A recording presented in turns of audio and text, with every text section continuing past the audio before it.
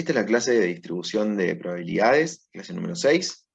Vamos a comenzar recordando que cuando muchas veces tenemos la necesidad de estudiar algún aspecto, alguna característica de una población, ya sea una población humana y sus individuos, así como también podría ser de cualquier otro ser vivo, e incluso de objetos o elementos, es decir, cosas que son inanimadas, también podrían ser parte de nuestro objetivo de estudio.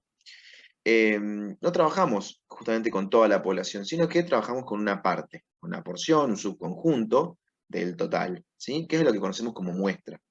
Nosotros a partir de esta muestra podemos elaborar eh, ya sean tablas o bien gráficos, representaciones gráficas, eh, e incluso obtener medidas estadísticas a través de cálculos matemáticos que nos permiten justamente describir o resumir o simplificar la información contenida justamente en nuestra muestra y en definitiva en nuestra población, ¿sí? Pero lo importante es considerar que numerosas herramientas o diversas herramientas y metodologías de la estadística, en particular la estadística descriptiva, nos permiten ir conociendo o ir evaluando algunas de las características de nuestra muestra, pero también la estadística nos ofrece otro tipo de herramientas, y es lo que mencionamos o llamamos como inferencia estadística.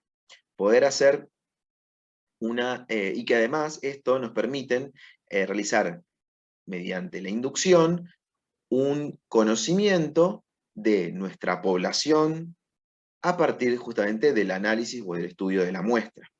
Es a través de diversas metodologías, como puede ser la estimación de parámetros poblacionales, modelar, a través de modelar patrones poblacionales y de extraer conclusiones, sacar conclusiones justamente del análisis de nuestras muestras, pero que van a caracterizar o a definir a la población justamente en su conjunto, ¿sí? También poder hacer predicciones de situaciones o eventualidades que podrían ocurrir en función justamente de lo que estuvimos o de lo que se haya estado analizando a partir de la muestra.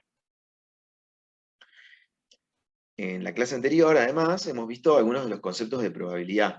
Probabilidad es una disciplina o un conjunto de teorías y leyes matemáticas que son afines a la estadística y que la estadística ha incorporado para el desarrollo justamente de las distintas metodologías de la estadística inferencial, ¿sí? Para simplemente refrescar algunos conceptos, es importante que tengamos en cuenta que hablemos de experimentos aleatorios, como aquella repetición en varias veces o en numerosas veces, sin modificar las condiciones. La repetición de, bueno, puede ser un experimento, puede ser un ensayo, puede ser una actividad, cualquiera sea que estemos justamente realizando de manera repetida sin modificar absolutamente ninguna de las condiciones. Es decir, si yo, mi experimento aleatorio fuera el lanzamiento de un dado, yo debería seguir, si quiero hacerlo varias veces, a este experimento siempre tengo que utilizar, por ejemplo, el mismo dado y ser lanzado por la misma persona y en el mismo lugar. Por ejemplo, podría ser un ejemplo de un experimento aleatorio, ¿sí? Tengamos en cuenta que cuando hablamos de lanzamiento de dados, de la moneda, de cara cruz, estamos haciendo referencia a los experimentos iniciales que dieron origen justamente a los estudios de probabilidad aproximadamente en el siglo XV, ¿sí?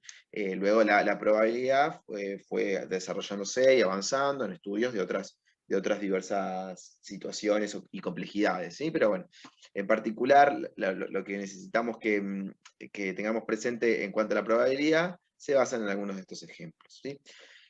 Entonces, si tenemos un experimento aleatorio, como puede ser, por ejemplo, el lanzamiento de un dado, siempre vamos a tener un espacio muestral. En este caso, va a ser aquel conjunto de posibles resultados que obtendremos justamente cuando lanzamos el dado. Alguna de sus caras va a ser el resultado posible. Y esto puede ser desde el número 1 hasta el número 6. Es decir, esos 6 posibles resultados me definen justamente el espacio muestral. Pero también puede ser de interés a la hora de hacer un experimento aleatorio, y en términos de la teoría de probabilidades, es conocer un evento particular, ¿sí? una porción de todo ese espacio muestral. Y, por ejemplo, en el caso, nuevamente, del experimento, del experimento aleatorio y el lanzamiento del dado, lo que tenemos es, por ejemplo, un evento de tipo los números pares, o los resultados pares. Es decir, 3 posibles resultados de todos los que forman parte justamente de este espacio muestral. Y que, bueno, evidentemente van a ser los números 2, 4, 6. Ahora bien, la teoría de probabilidades, ¿sí? El desarrollo de esta disciplina, ha permitido avanzar hacia posibles operaciones con eventos. Cuando nos referimos a operaciones, son justamente operaciones matemáticas que combinan distintos tipos de eventos, o bien también a todas las que conocemos como las reglas de probabilidad, justamente que son también nuevamente operaciones de tipo matemáticas entre los eventos y que a su vez tienen en cuenta a estas operaciones. Entonces, por ejemplo, nosotros podríamos querer saber, justamente, o conocer o determinar cuál es la probabilidad de que en un experimento de tipo lanzamiento de un dado, yo obtenga un resultado par y mayor a 3. ¿Cuál es la probabilidad de que yo, cuando lance un dado, obtenga un resultado justamente que es un número par, pero además que es mayor a 3? Es decir, voy a definir de todo mi espacio muestral, ya sea el 1, el número 1, el 2, el 3, el 4, el 5 o el 6, aquellos eventos que van a ser únicamente el 4 y el 6. Aquellos resultados que van a ser el 4 y el 6. Ese va a ser mi evento, o el evento, en este caso es el evento en cuestión. Bueno, ¿cuál es la probabilidad de que yo obtenga alguno de esos dos resultados? Tengo que tener en cuenta entonces que la probabilidad de alguno de estos resultados posibles, la probabilidad de este espacio muestral, corresponde a 1 sobre 6. Es decir, y en particular en este caso donde el dado, estaríamos hablando de un dado que está equilibrado, balanceado, es decir, que para lanzarlo ninguna de sus caras tiene un peso o un contrapeso que va a preferir o a propiciar un tipo de resultado y no otro, ¿no? Entonces, cualquiera de los resultados es posible, diríamos que son equiprobables.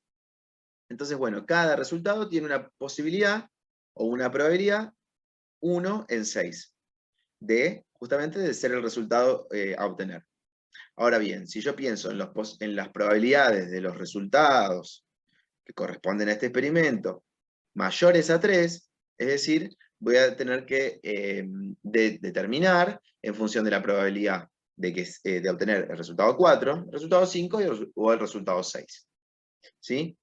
Lo mismo con la posibilidad la posibilidad de que el resultado sea par. Es decir, solamente debería estar considerando las probabilidades del resultado número 2, número 4 y número 6.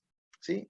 Fíjense que siempre son los cálculos como las sumas de las probabilidades individuales para cada uno de estos posibles resultados. Estos valores son, en definitiva, tienen una probabilidad de 0,5 para el caso de la probabilidad de que el resultado sea un número mayor a 3, y también de 0,5 o 1 en 2 de que la probabilidad de que el resultado sea un número par. ¿Sí? Fíjense que, en definitiva, la suma de un sexto 3 veces en cada caso, el resultado justamente es 0,5. Ahora bien, para resolver la probabilidad de que ocurran estos eventos, es decir, un número mayor a 3 y que sea par, a esto yo lo calculo como un producto, una multiplicación entre las probabilidades de los eventos que acabamos de definir. Mayor a 3 y número par. Entonces, la probabilidad de que al lanzar un dado una única vez, el resultado sea un número par y mayor a 3, es decir, de obtener un número 4 o un número 6, es una probabilidad de 0,25. Tengo un 25% de posibilidades o de chances de obtener justamente el resultado esperado. Si bien esto parece un tanto ajeno o sí, como distante, porque calcular las probabilidades de lanzar un dado no parece ser algo como muy corriente, pero en definitiva, lo que queremos que tengan presente es que estudiamos probabilidad, o hablaremos de probabilidades, porque justamente es mediante las probabilidades que nosotros podemos saber qué tan ciertos son nuestras conclusiones. Es decir, los resultados que obtenemos a la hora de estar estudiando algún aspecto de la naturaleza de una población, ¿sí? De las características de una población a partir de las muestras, esto nos van a, justamente, basándonos en las teorías de probabilidades, es que nosotros vamos a ver si nuestras conclusiones estadísticas son confiables, cuán confiables son, ¿sí? Nos van a permitir justamente hacer inferencia. Vamos a poder decir, bueno, basándonos en los resultados del análisis de nuestras muestras, podemos decir que la población tiene determinado comportamiento, ¿sí? Ocurre determinada característica. Tal enfermedad produce determinada muerte en un tipo de población, una determinada población. Tal, no sé, la transmisión de determinada bacteria que causa una enfermedad es de una determinada manera en esta población humana, o entre estos animales, o incluso la posibilidad de producir algún cultivo, o de producir algún producto tecnológico, lo que sea, ¿sí? Siempre estos estudios utilizan justamente, o se basan en las metodologías estadísticas que estamos mencionando. Ahora bien, un poco para llevarlo también a nuestra realidad, nosotros utilizamos o hablamos de probabilidades, no en un sentido literal, pero sí está inmerso en en múltiples situaciones, por ejemplo, cuando decimos, bueno, apuesto a un número para la lotería o algún otro juego de azar, porque, bueno, quiero ganar justamente el pozo, el premio. Bueno, ¿cuál es la probabilidad? Cuando pensamos, ¿cuál es la probabilidad que me gane el pozo? O justamente al revés, cuando tomo la decisión de decir, no, yo no juego a los juegos de lotería, yo no apuesto a los juegos de lotería, porque es muy poco probable que me gane el pozo. O es muy probable que sí me gane el pozo si sigo apostando y apostando todos los días hasta que un día lo gane. Bueno, en definitiva, ahí habrá personas que tomarán la decisión de jugar o no jugar en función justamente de lo que consideren más o menos probable que suceda. O al contrario, cuando quizás en una situación más riesgosa o de mayor sensibilidad, podemos decir, bueno, cuál es la probabilidad de que un paciente que está cursando una determinada enfermedad, eh, por ejemplo, pueda sobrevivir o no, o justamente a un paciente que se le da un determinado tratamiento médico, o que recibe un determinado tratamiento médico, cuál es la probabilidad que sobreviva o no, o que sea efectivo ese tratamiento o no. Digo, en definitiva, la probabilidad está presente en numerosas situaciones de nuestra vida. Hace unos cuantos años ya, en un trabajo de investigación hecho donde se compararon las probabilidades de morir por diversos motivos con respecto a la probabilidad de morir por un impacto de un meteorito, ¿sí? Y se ve, como se muestra en la tabla, de que hay las posibilidades justamente de morir ante la caída de un meteorito son bastante bajas, ¿sí? Es decir, ahí se muestra en la tabla que hay una probabilidad de 1 en 20.000 impactos de asteroides en que una persona muera. En comparación con, por ejemplo, fíjense con el accidente de auto. En cambio, un accidente en auto tiene una probabilidad de 1 en 100. Estos datos son para Estados Unidos en el año 1994. Fíjense que igualmente causa mucho más terror, quizás, en términos generales, en cualquier persona, pensar en la idea de morir ante el impacto de un meteorito que a morir en un accidente de automóvil. Y tiene que ver, bueno, con múltiples motivos, pero en definitiva, la probabilidad es mucho mayor, y si fuera por tener o no tener temor, debería tenerse más temor justamente a movernos en auto que a ir caminando y que de repente cae un meteorito. E incluso fíjense que de manera similar ocurre esto con las muertes o con la idea de morir en un accidente aéreo, en un avión o en otros tipos de catástrofes como puede ser, por ejemplo, un tornado.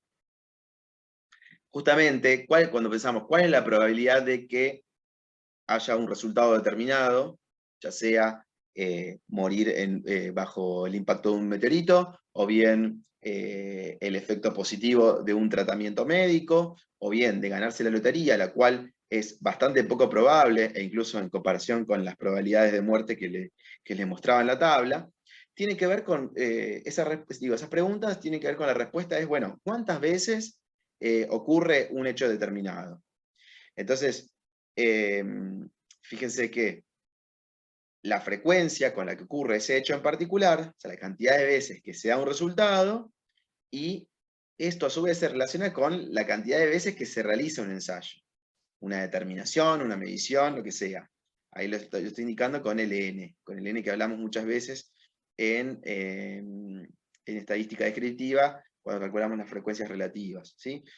En este caso, por ejemplo, podríamos pensar que si tratamos a 40 pacientes, que por ejemplo son pacientes con hipertensión arterial, utilizando una medicación que se utiliza habitualmente, y tenemos que de esos 40 pacientes que tomaron una determinada medicación, 30 logran estabilizar sus niveles de tensión arterial, bueno, diríamos que la probabilidad justamente de que esa medicación sea efectiva, de que esa medicación funcione, es de un 75%. ¿Por qué? Porque estamos relacionando la frecuencia con la que ocurre el resultado, en este caso el resultado es eficacia del medicamento, ¿sí? Estabilizar los niveles de tensión arterial, sería la eficacia, entonces, sobre un total, sobre el total o sobre la cantidad de veces que se repitió ese ensayo, dar el medicamento, ¿sí? Entonces ahí tenemos un 75%. 30 dividido 40, expresado en porcentaje, porque muchas veces es más claro de pensar ese valor, ¿sí? Ese número. Fíjense que, por ejemplo, ganar la lotería se puede estar estimando de que tiene una probabilidad de ganar la lotería de 1 en 600.000. O sea, cada 600.000 apuestas, una persona tiene la posibilidad de ganar. ¿Sí? Entonces, por eso debemos tener como presente de que la probabilidad de ganar la lotería es extremadamente baja. En este caso, en esta clase en particular, vamos a hablar un poco de las variables aleatorias. Y una variable aleatoria es, en definitiva, un número al que le asignamos al posible resultado de un experimento. ¿Sí? Fíjense que nosotros teníamos el experimento aleatorio, repetir una determinada actividad, un determinado experimento, un determinado ensayo, ¿sí? Numerosas veces y sin cambiar las condiciones. Podía ser, por ejemplo, lanzar un dado. Entonces, asignarle un valor a ese posible resultado, a ese resultado, es lo que conocemos como variable aleatoria. Así, por ejemplo, entonces, los valores que puede tomar esa variable van a ser todos los valores posibles o que están presentes en el espacio muestral. Habíamos dicho que en el caso del lanzamiento de un dado, sosteníamos 6 resultados posibles. O sea, cada uno de esos valores, del 1 al 6, ¿sí? Son justamente los valores de la variable aleatoria.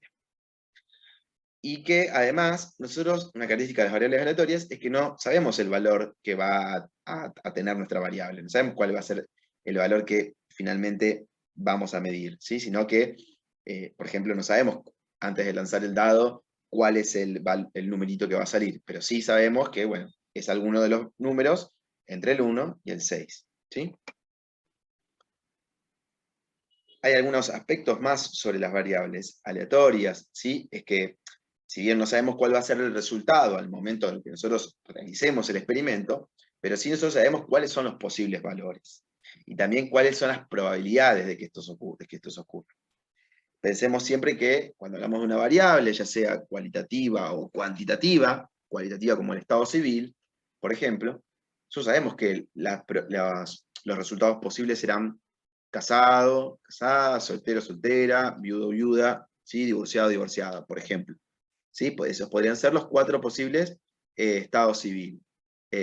Los 4 posibles resultados a la hora de evaluar o de medir la variable estado civil. ¿Sí? Similar podría ser con la altura o la estatura de las personas. Y bueno, podríamos tener valores de 1,60, 1,61, 1,72, etc. ¿Sí? Y lo importante acá, o sea, es que nosotros, para cada variable, no importa si es cualitativa o si es cuantitativa, ¿sí? Nosotros decimos que tenemos una distribución de probabilidades asociada a cada valor de la variable. Es decir, yo voy a tener una probabilidad de obtener un determinado resultado, ya sea en el caso de la estatura o en el caso del estado civil, ¿sí? ¿Qué sucede? Es que si bien esto es sencillo, quizás en variables también de tipo que son simples o con acotadas valores posibles de la variable, pero existen modelos teóricos, ¿sí? Estos modelos teóricos son modelos matemáticos, que son representaciones de lo que puede llegar a ocurrir en la naturaleza, ¿sí? Y que nos permiten justamente describir cómo se van a distribuir las probabilidades para cualquier tipo de variable aleatoria, ¿sí? Y entonces, la distribución de probabilidad, además, cabe destacar que tiene parámetros que son entidades numéricas que justamente las describen. Por ejemplo, nosotros podemos decir, tener una variable de tipo tamaño de un recién nacido, ¿sí? La talla, la medida de una persona recién nacida, ¿sí? Y podemos saber que justamente estos valores para un recién nacido a término, ¿sí? Son valores que van desde los 47 centímetros hasta los 53 centímetros, ¿sí? Es decir, entre esos valores mínimo y máximo, nosotros tenemos distintos, obviamente, distintos tamaños, distintas longitudes, que justamente corresponden a los posibles tamaños de los bebés cuando recién nacen. Entonces, cabe destacar que no todos tienen la misma probabilidad, ¿sí? Sino que va a haber valores o tamaños más frecuentes que otros, ¿sí?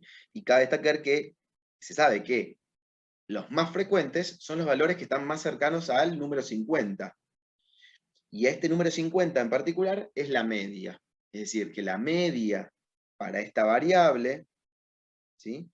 Es 50, ¿sí? Y tiene un desvío estándar además de 2 centímetros. 50 centímetros obviamente es la media, ¿no? Y un desvío, o sea, que hacia abajo y hacia arriba de ese valor, ¿sí? Tenemos la mayoría de los tamaños o los tamaños más frecuentes. Es decir, entre 48 y 52 centímetros, ¿sí? Están la mayoría de los tamaños frecuentemente encontrados o medidos en bebés recién nacidos, ¿sí? Entonces ahí estamos hablando de las distribuciones de probabilidades y estamos hablando de los parámetros que caracterizan a esas distribuciones. Además, en variables aleatorias, es decir, este número que caracteriza o que describe o que representa al posible resultado de una variable, el posible resultado de un experimento aleatorio, ¿sí?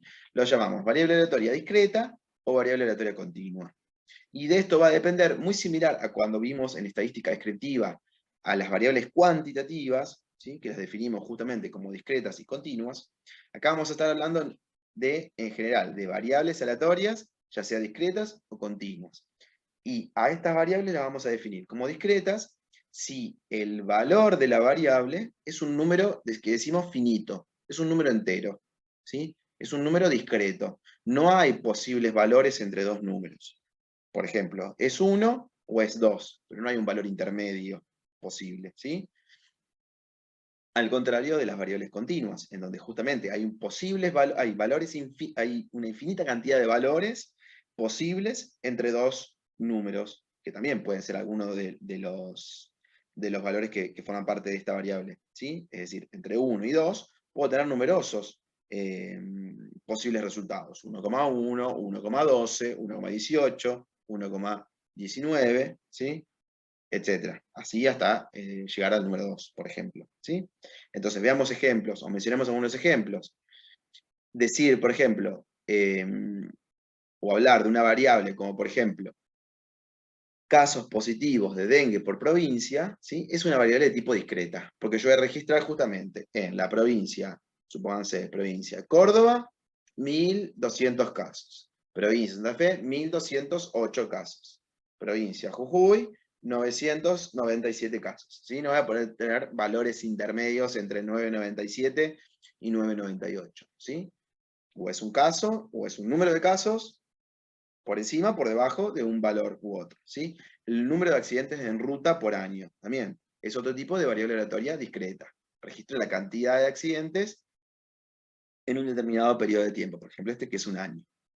A diferencia de las continuas, ¿sí? Que por ejemplo, como les decía, puede tomar numerosos valores entre dos números enteros, ¿sí? Es decir, toma números con decimales, y que por ejemplo son el peso, la altura, la temperatura, cuando se miden las concentraciones de cualquier, ya sea tóxico o contenido enzimático en sangre, por ejemplo, que son los típicos análisis de rutina, de laboratorio, o en agua o en suelos de contaminantes, por ejemplo. ¿Sí? Estos son ejemplos típicos de variables aleatorias continuas.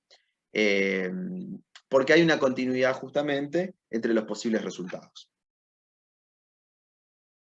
Veamos algunos ejemplos reales, donde podemos justamente detectar y tratar de identificar el tipo de variable aleatoria que del que estamos hablando. ¿Sí? Estos son algunos ejemplos de trabajos publicados en un congreso de toxicología el año pasado. Por ejemplo, en este trabajo lo que se trató de hacer, o el título es Caracterización de la situación de salud ambiental en grupos de familiares de una ladrillera en una ciudad de la provincia de Córdoba. ¿Sí?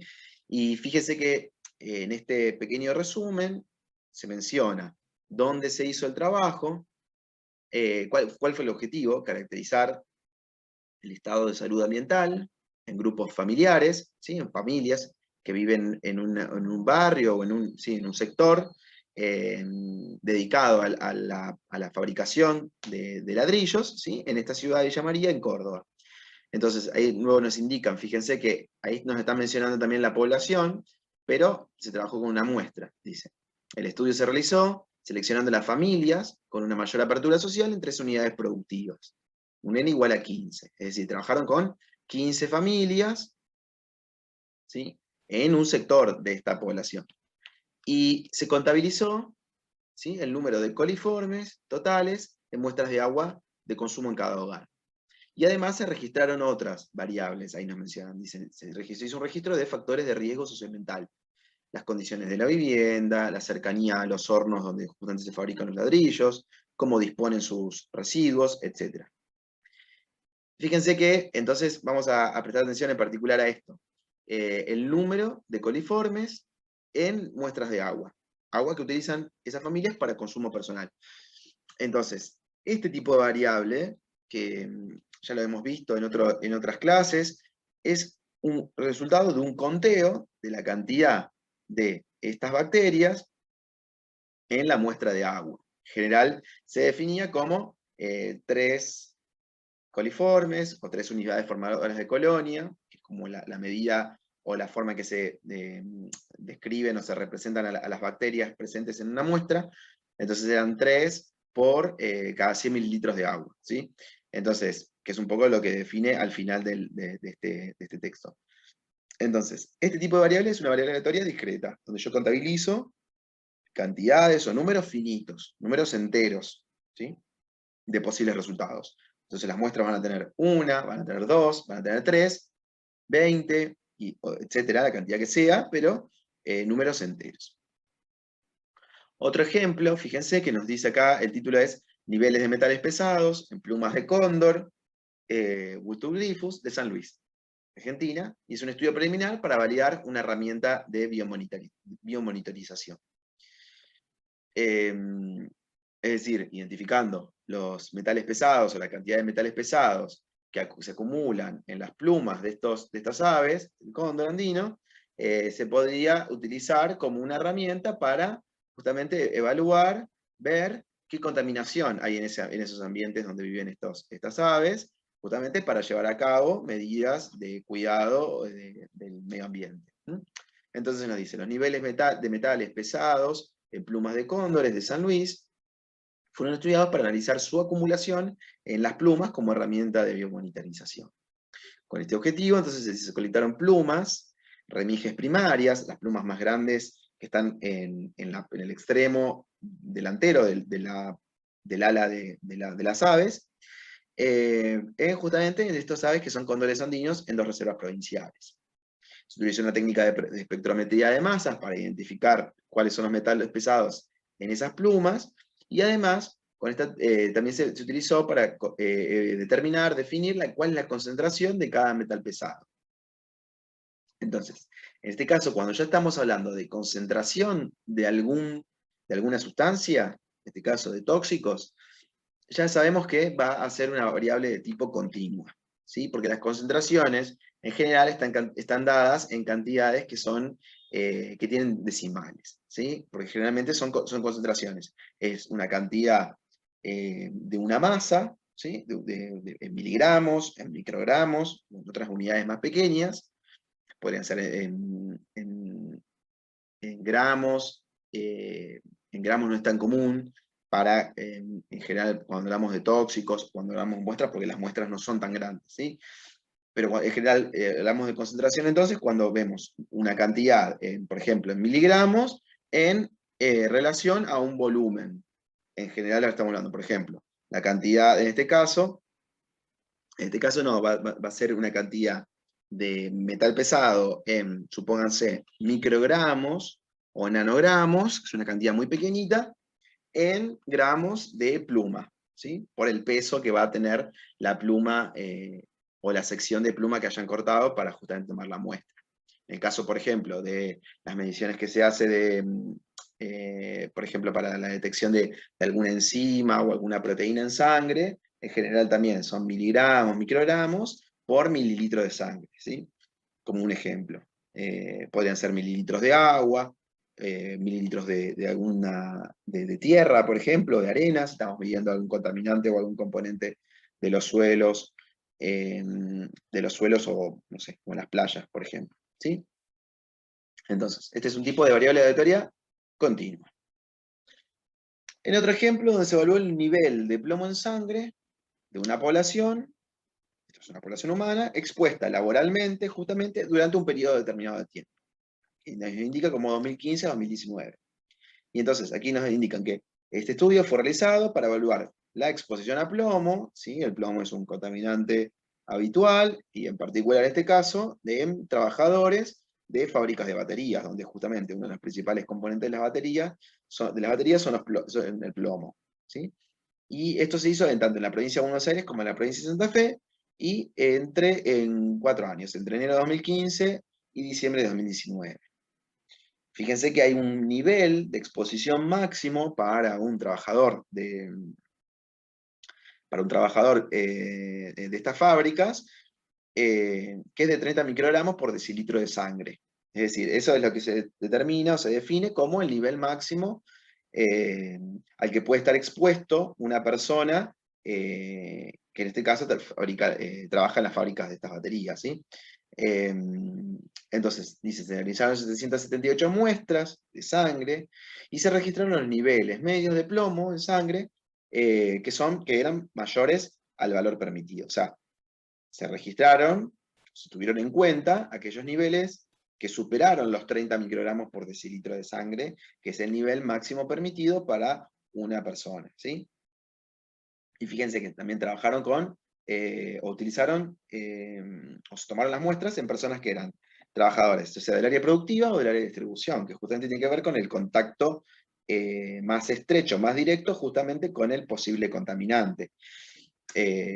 Fíjense que en este caso, por ejemplo, a la hora de seleccionar la muestra, que es un poco lo que vimos en la clase anterior, se tuvo en cuenta algún conocimiento sobre la población con la que se trabaja. No se utilizó, por ejemplo, a muestras de sangre, de aquellos trabajadores que forman parte del área administrativa, por ejemplo, porque claramente, o porque posiblemente, consideren que esas personas, al no estar trabajando, manipulando quizás los componentes de las baterías o las baterías mismas, entonces deberían tener niveles de plomo en sangre mucho más bajos que aquellos que sí están en contacto más estrecho, ¿sí? Este tipo de variable, perdón, no lo dije, pero bueno, es un caso de una variable de tipo continua nuevamente, porque estamos registrando niveles de plomo, en este caso de plomo en sangre, es nivel de una sustancia en en este caso en otro fluido, ¿sí? Podría ser nuevamente, como les decía, en suelo, podría ser en agua, podría ser en el aire, en el caso de que el tóxico o la sustancia también esté en el aire, ¿sí? Estos son tipos de variables entonces aleatorias continuas. Y aquí, en este caso, se hizo un estudio entonces que dice bacterias resistentes a antibióticos en suelos fertilizados con cama de pollo. Cabe destacar que en este trabajo lo que se menciona es el uso de los desechos de las instalaciones donde se producen justamente pollos, donde se crían a los pollos. El guano, los desechos, las heces de estas aves, son utilizadas como fertilizantes en quintas donde justamente se produce las verduras y las frutas que solemos consumir, ¿sí? ¿Qué pasa? Para los pollos, para los pollos se les aplican antibióticos justamente para evitar enfermedades, enfermedades que justamente surgen allí entre los pollos, pero parte de esos antibióticos son eliminados a través justamente de sus heces, o lo que se conoce como guano. Entonces, cuando se utilizan esas heces para fertilizar los suelos de los cultivos de frutas y verduras, esos antibióticos también pueden tener un efecto, como son antibióticos, van a poder estar afectando a las bacterias que forman parte del suelo, donde hay numerosas bacterias, y bacterias que muchas veces son beneficiosas para las plantas que crecen en ese lugar. Entonces, la idea de este trabajo es ver el efecto negativo que tiene el uso de este fertilizante, que es un fertilizante natural, ¿sí? Lo cual es beneficioso, pero a su vez puede estar afectando negativamente porque justamente hay restos de estos antibióticos. Entonces, fíjense que eso es lo que traté de explicarle al principio, para evaluar el posible efecto de los antibióticos usados en la producción avícola, a través del uso de sus desechos como fertilizantes en quintas, se tomaron muestras de suelo con cama de pollo, que es como se menciona a este tipo de fertilizante, cama de pollo, y en laboratorio se realizaron los bioensayos sobre el crecimiento bacteriano frente o en presencia a distintos tipos de antibióticos, que es como se muestra aquí en estas imágenes de las cajitas de Petri, ¿sí? Donde tenemos en cada uno de estos sectores, se coloca la muestra del suelo, ¿sí? Y en cada uno se aplica un antibiótico diferente. Y ver justamente si crecen o no las bacterias es lo que se determina. Fíjense que lo que se hace acá es contar, ¿sí? O registrar el número de UFC, ¿sí? El número de bacterias o unidades formadoras de colonia, que es como se contabilizan las bacterias, por conteo directo en placa de Petri, como ya les estaba diciendo, de la cantidad de colonias bacterianas, a distintos tiempos, a las 24 horas de haber colocado acá las muestras, y a las 48 horas de haber colocado aquí las muestras, ¿sí?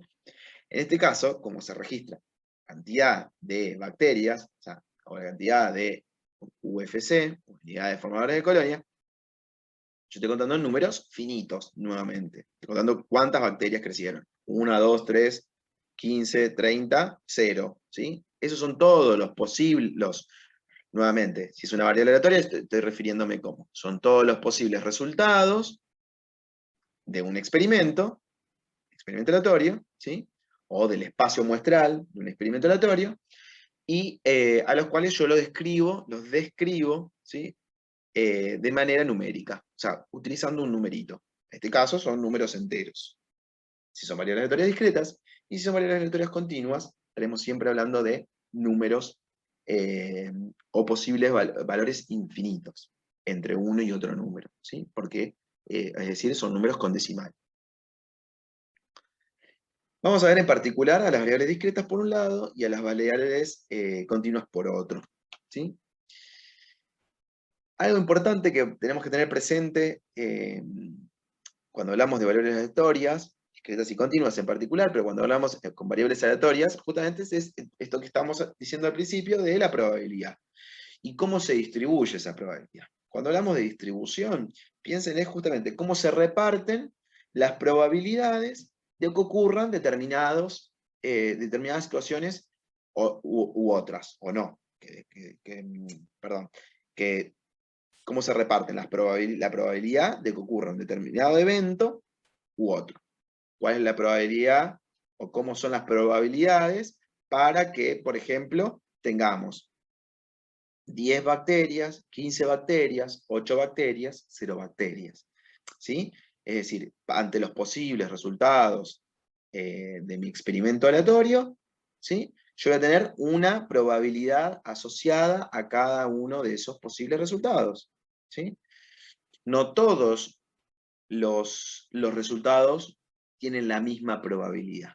Y en definitiva, eso es lo que queremos que, detectar justamente cuando hablamos de la distribución de probabilidades. Eso es lo que queremos definir. ¿Sí? Si nosotros tenemos un ejemplo, volvemos a los ejemplos sencillos que les decía de los antiguos ejemplos de probabilidad en los juegos de azar. Si yo lanzo 3 monedas al aire, ¿sí? Y observo los resultados, yo sé que para cada monedita yo tengo 2 resultados posibles. ¿Es cara o es cruz? ¿Es cara o seca? Es decir, yo tengo un 50% de probabilidad de que salga una cara y un 50% de probabilidad de que salga una cruz o una seca. Entonces, las probabilidades de que ocurra alguno de estos dos resultados es de un medio, o es una probabilidad de 1 en 2, o es una probabilidad de 0,5, o un 50% de probabilidad de un resultado cara o de un resultado cruz. Ahora bien, si yo lanzo 3 monedas, entonces yo voy a tener que tener en cuenta los posibles resultados que surgen justamente de la combinación de cada monedita. Y es un poco lo que tenemos representado aquí a la derecha, ¿sí? Donde tenemos el espacio muestral S, como todos los posibles eventos que pueden ocurrir, o resultados que pueden ocurrir. Fíjense que podemos tener 3 caras, o bien 3 cruces, o bien la combinación de 2 caras y una cruz, o bien que es esta opción, es esta combinación, o es esta, perdón, es esta combinación, o es esta combinación, o bien podemos tener 2 cruces y una cara, como es este caso, es este caso, y es este caso. Y fíjense que acá también teníamos la tercera opción, o combinación de 2 caras y una cruz, para justamente este experimento. Entonces, ¿qué hacemos primero? Además de caracterizar nuestro espacio muestreal para este experimento aleatorio, además definimos cuál es la variable. En este caso la variable es el número de caras que yo obtengo cuando hago este experimento. Esa variable yo la defino.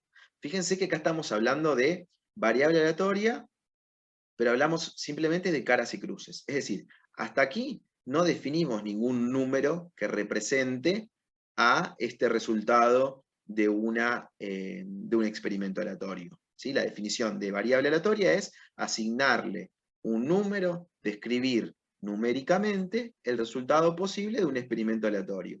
Este resultado, CCC, si se quiere, o 3 caras, ¿sí? Le debo asignar un número. Entonces, ese número aquí sí, ya basamos, o vamos a decir que es 3. Aquí estamos haciendo uso o aplicando este concepto de variable aleatoria, ¿sí? Es asignar con un número al posible valor de un experimento aleatorio, ¿sí? O al valor o al posible resultado que está dentro de un espacio muestral. Entonces, la letra C, a tener en una moneda una cara, en la segunda moneda otra cara, y en la tercera moneda otra cara, ¿sí? El número 3 me va a estar indicando justamente tener 3 caras como resultado de haber lanzado las 3 monedas.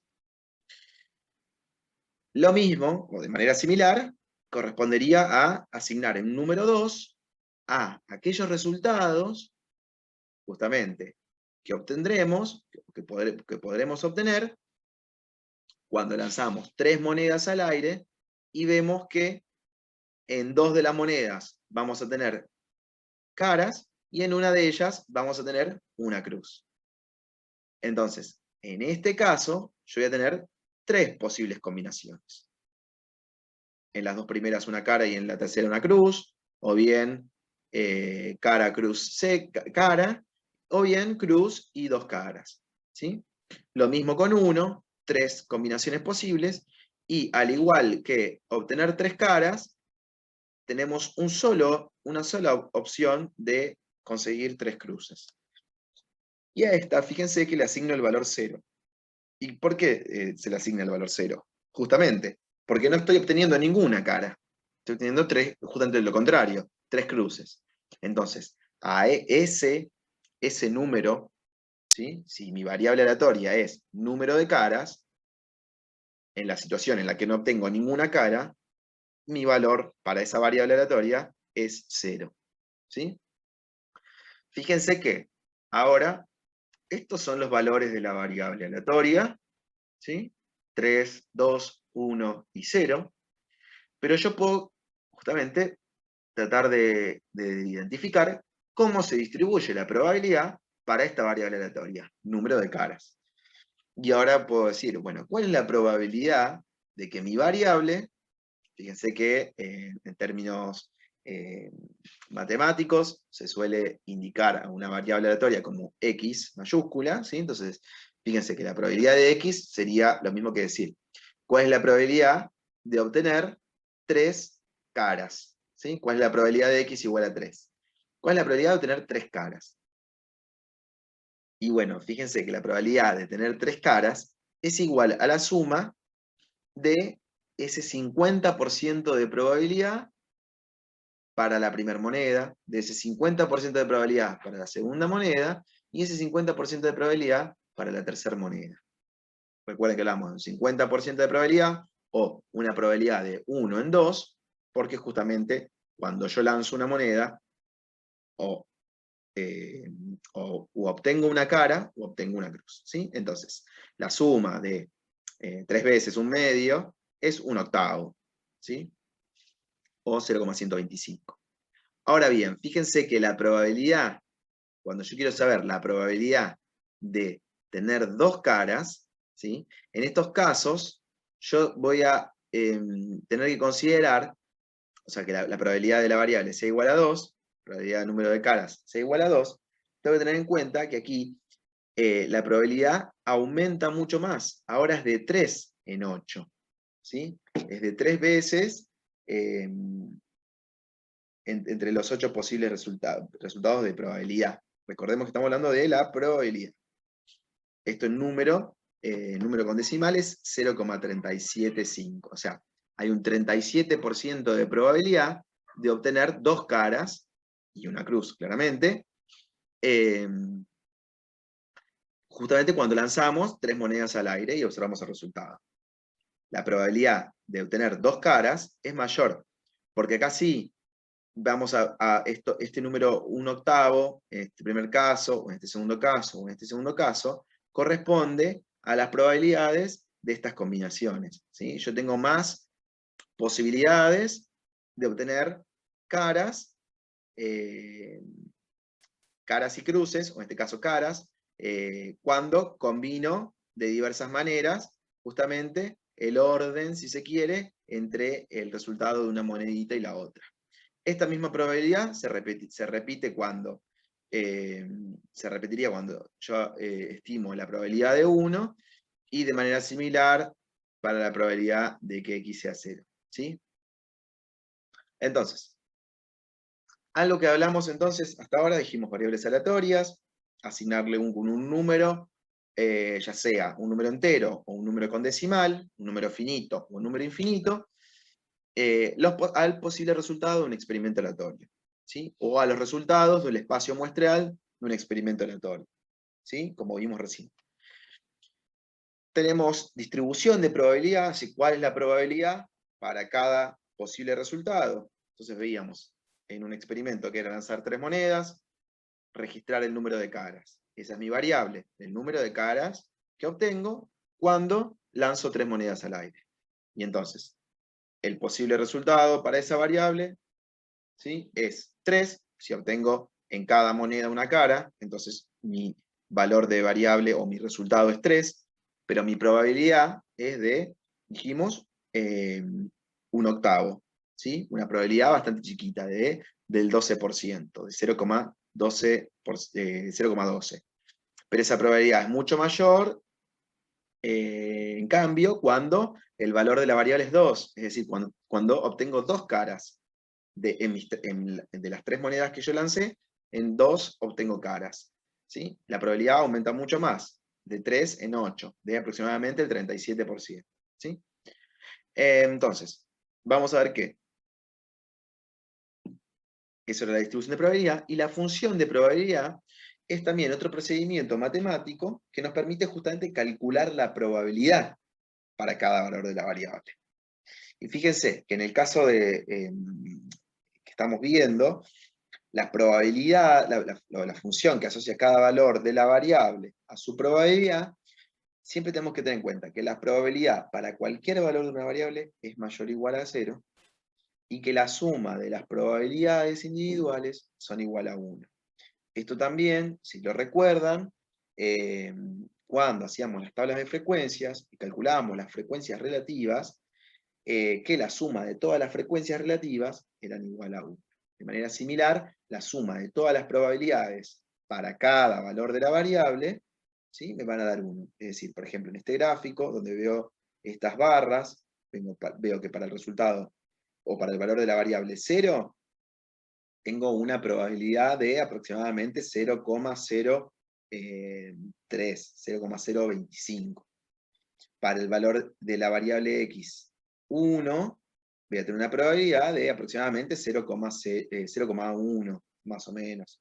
Fíjense que en el caso del valor de la variable x3, tengo una probabilidad de aproximadamente 0,29. ¿Sí? Es decir, si yo sumo las probabilidades para cada una de estas barras, es decir, para cada uno de los valores de la variable, yo voy a tener un resultado igual a 1. ¿Sí? Y siempre la probabilidad es mayor o igual a 0. Es decir, que la probabilidad de obtener alguno de estos resultados, cuando yo estoy midiendo esta variable x, me va a dar 0, ¿sí? Me va a dar 0 o un valor mayor. En este caso, por ejemplo, los valores de la variable van entre 0 y 8, y las probabilidades van son muy chiquitas, de aproximadamente 0,01 hasta 0,29. ¿Sí? No hay ninguna probabilidad de 0, pero podría ser entonces una probabilidad 0 o mayor. ¿Cómo representamos justamente la función de probabilidad? Mediante un diagrama de barras. Aquí siempre, recuerden, estamos hablando de variables discretas. Es importante, por ejemplo, identificar la variable, ¿sí? Recordemos que siempre tenemos que tener presente eso, ¿sí? Por ejemplo, tenemos una situación donde se responde por azar un examen de múltiple opción con 16 preguntas. Cada pregunta tiene 5 ítems, entonces, y solo una de ellas es correcta. Mi variable, por ejemplo, es que justamente el resultado de esto sea correcto, ¿sí? O sea, y yo puedo querer saberla, bueno, justamente la probabilidad de aprobar el examen, supónganse, la probabilidad justamente de aprobar el examen, de este examen de múltiple opción. Bueno, todos los posibles resultados, justamente, de que la respuesta sea correcta, van a ser 16. Todos. Valores que van justamente entre 0 y 16. O bien podemos contar el número de larvas muertas luego de aplicar un insecticida, ¿sí?, en un conjunto de 50 larvas. Y sabemos que tiene, por ejemplo, una mortalidad del 10%. Entonces, bueno, ¿cuál es la cantidad de larvas muertas? Esa es, en este caso, la variable. Y el dominio va a ser justamente todos los posibles resultados. Puedo obtener 0 larvas muertas hasta 50 larvas muertas, porque son 50 las que yo apliqué. ¿Sí? Entonces, nuevamente, pensemos que qué tan esperable es que se produzca un determinado evento, ¿sí? Y ahí siempre estamos hablando de la probabilidad. El caso es variables aleatorias discretas, ¿sí? Y, por ejemplo, en este caso, si nosotros decimos que la tasa de mortalidad es del 10%, es decir, que si nosotros aplicamos si aplicamos un insecticida en 50 larvas, nosotros vamos a saber que justamente la eficacia sería del 10%, entonces murieron 5. Esperamos, entonces, que de cada 50 larvas mueran 5, porque esa es la tasa de mortalidad para este insecticida, o de efectividad de este insecticida. No es una certeza, es una probabilidad. Puede ocurrir que justamente cuando yo aplique una vez el insecticida, o este mismo insecticida, mueran más, o mueran menos, o no muera ninguna, ¿sí? Es un posible resultado. Pero justamente no nos basamos en una situación única, sino justamente en la repetición de numerosas veces esa misma actividad, ese mismo ensayo o ese mismo experimento. Vamos a otro ejemplo quizás más intuitivo. Si pensamos, por ejemplo, en una mujer que está embarazada de trillizos, y eso podemos decir, bueno, ¿cuál es la distribución de probabilidades de que los hijos tengan sexo binario masculino, ¿sí? Lo cual sería similar a decir, o a pensar, bueno, ¿cuál es la probabilidad de que los hijos sean, por ejemplo, tres hijos de sexo masculino, dos hijos de sexo masculino, un hijo de sexo masculino, o ninguno de ellos masculino, ¿sí? Bueno, y esos justamente son los posibles resultados para mi variable. La variable es número de hijos de sexo masculino. Entonces, ¿cuáles van a ser los valores de esta variable aleatoria? Que recordemos, es una variable aleatoria discreta. ¿Por qué? Porque son números enteros. Es un hijo, son dos, son tres, son cero. Entonces, ahí está representado en términos de la escritura o la notación de probabilidad al espacio muestreal S como el conjunto de todos los posibles resultados. 3 masculinos, 2 y 1, 2 y 1, 1 y 2 si se quiere, 1 y 2, 1, 1, 1, 2, 1 y 3 femeninos. ¿Sí? Entonces, hay 4 posibles valores de la variable. Un valor 0, un valor 1, un valor 2 y un valor 3. Obviamente el valor 0 es que ninguno de los hijos sea masculino, sino que son 3 femeninos. Y en el otro extremo, que los 3 hijos sean masculinos, justamente. Los 3 hijos, o los 3, sí, los trillizos son masculinos. Y las probabilidades asociadas, ¿sí?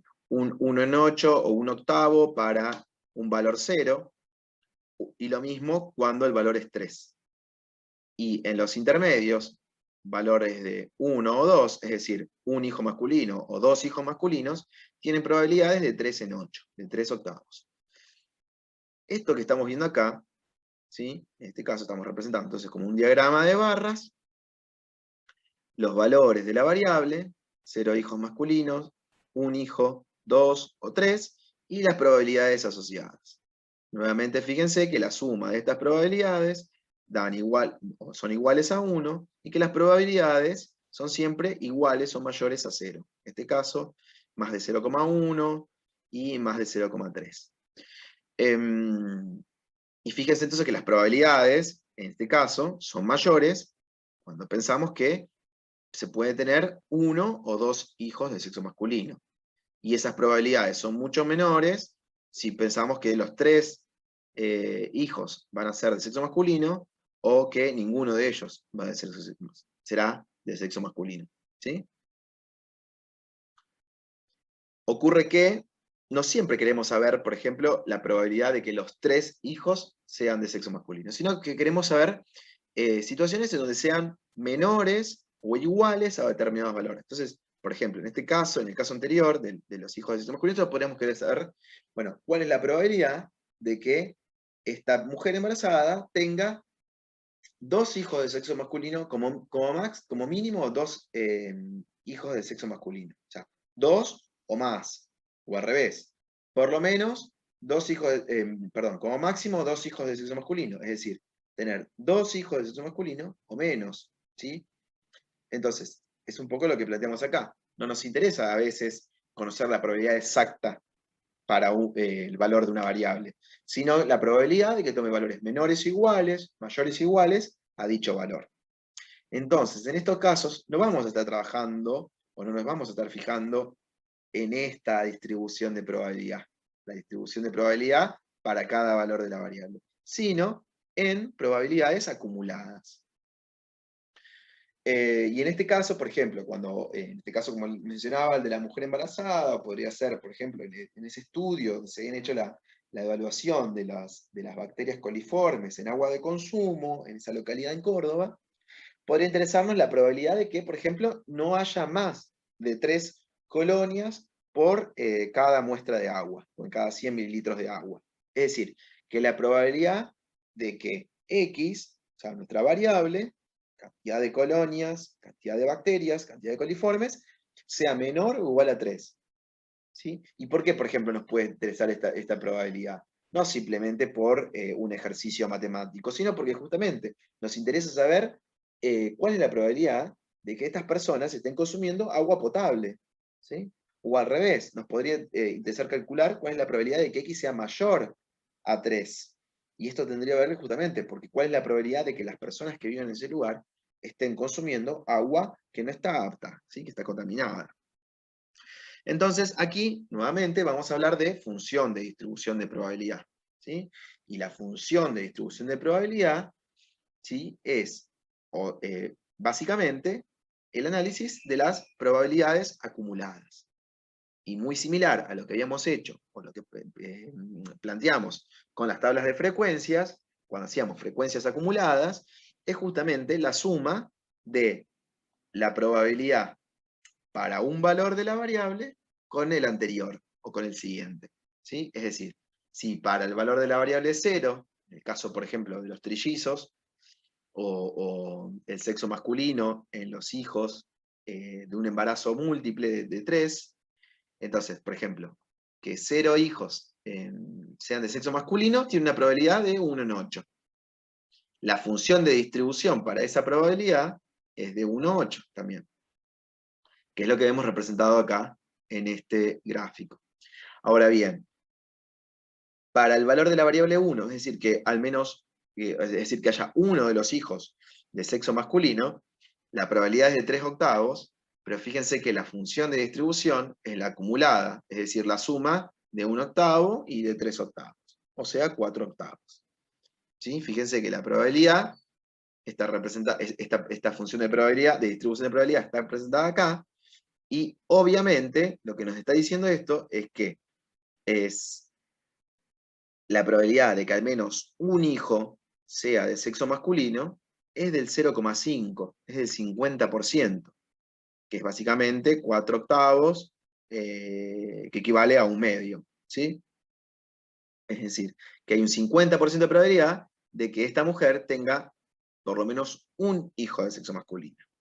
Y esta probabilidad es mucho mayor, es decir, de que haya al menos 2 hijos de sexo masculino, ¿sí? Fíjense que es casi del 90%, está por acá representado, cuando pensamos, bueno, ¿cuál es la probabilidad de que tenga 2 hijos masculinos, de sexo masculino, o 1, o 0, es decir, la acumulada, desde 0 hasta 2. Y lo mismo con 3. Fíjense que para este valor de la variable, que es el valor máximo de la variable, también la función de distribución que tiene en cuenta las acumuladas es el máximo para esta variable. Es 8 de 8, es 1, lo cual es igual a 1, es decir, el 100%.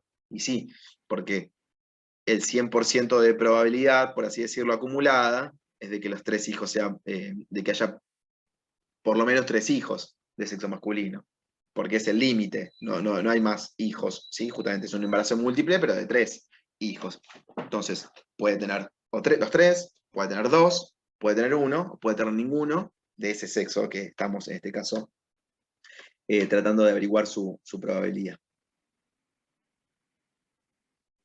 Veamos otro ejemplo. Por ejemplo, en esta tabla, en la tabla que vemos aquí, tenemos justamente representada o numerada los valores posibles para esta variable, una variable que es número de sobrevivientes en personas o pacientes que cursaron cáncer y que recibieron un determinado tratamiento durante un cierto tiempo que está identificado como 6 meses. ¿Sí? Entonces nuestra variable es el número de sobrevivientes, el número de personas que sobreviven a un tratamiento médico. Podemos tener que ninguna persona sobreviva o que, como máximo, las 4 personas que formaron parte de este estudio hayan sobrevivido. Y vamos a ver que cada valor de la variable tiene una probabilidad, ¿sí? Que está representada en la segunda columna, es decir, la distribución de probabilidad.